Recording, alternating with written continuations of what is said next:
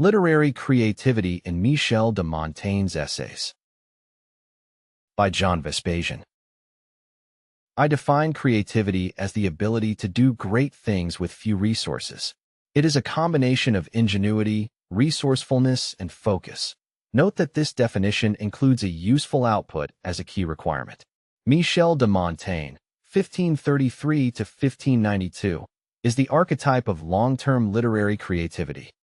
While his ingenuity and resourcefulness earned him a prominent place as an essayist, his focus turned him into a philosopher. What was Montaigne's purpose in writing? To gather facts, assess them independently, and draw valid conclusions. Every essay written by Montaigne aims at establishing the truth in a particular area to answer a particular question. Montaigne's literary output is the result of extreme focus. It shows us how much it is possible to produce by employing very limited resources. Nowadays, we could carry in a tablet or smartphone all the books in Montaigne's library plus hundreds of other books. But I must hasten to add that our abundance of resources does not necessarily lead to abundance of output, let alone abundance of wisdom. Without creativity, the input will not turn into an output that adds value to our lives, an output that makes us wiser and more effective. To make it worse, too many people mistake randomness for creativity. They believe that random words constitute poetry or that random shapes and colors constitute an artistic painting. I see little value in randomness, chance, or serendipity. They can produce an output, but not a useful or beautiful one. They can consume resources, but they cannot render the spectator or reader happier. A practical focus enabled Montaigne not only to be creative occasionally, but to do it every day, year after year. He actually developed a method for exercising his creativity and improved his method by trial and error. Montaigne's essays reflect his method for creativity, giving us important lessons. If we want to increase our capacity to do great things with few resources, there are important lessons we can learn from Montaigne. Let us pass review to those lessons. Structure in Michel de Montaigne's literary creativity. Structure is the first pillar of creativity. When faced with a challenge, we should give ample thinking to its structure and components. What are the main elements of the problem? How do they interact and give it shape?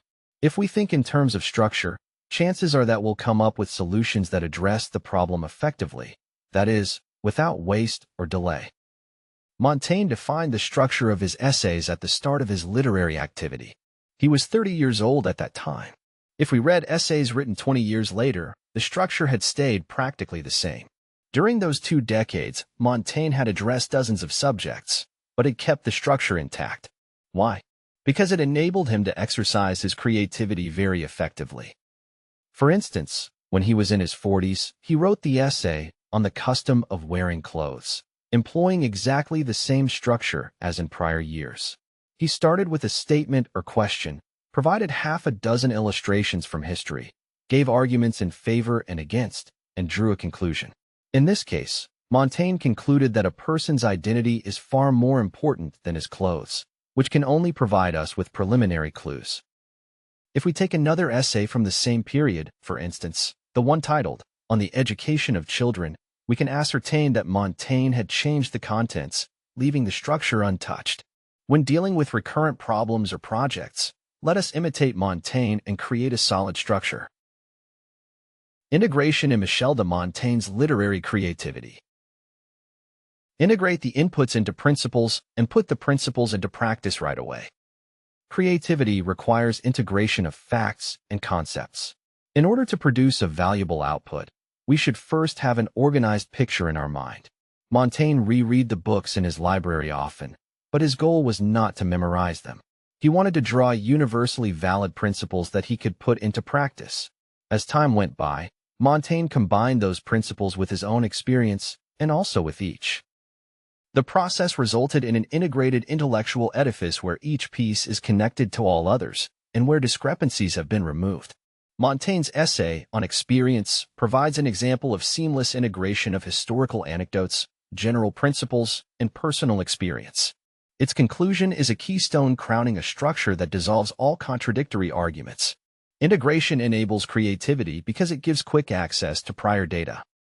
Montaigne wrote his essay on friendship, fairly quickly because he was conveying truths he had learned from Plato 427 to 347 BC and Marcus Aurelius 121 to 180 AD, which matched his conversations Etienne de la Boétie 1530 to 1563. Montaigne's creativity comes from his efforts to integrate, assimilate, and update knowledge. His essay of Death combines the serenity of Seneca for BC 65 AD with his own losses of family and friends, and concludes that, "I accept death without complaint, but I am afraid to die anyway." Exercising creativity without integration is slow and messy. We need integration to remove all logical inconsistencies and produce a smooth, valuable output. Montaigne himself had acknowledged that humans often incur in contradictions. Thus, let us employ our rationality, remove those contradictions, and enjoy the benefits of sound answers.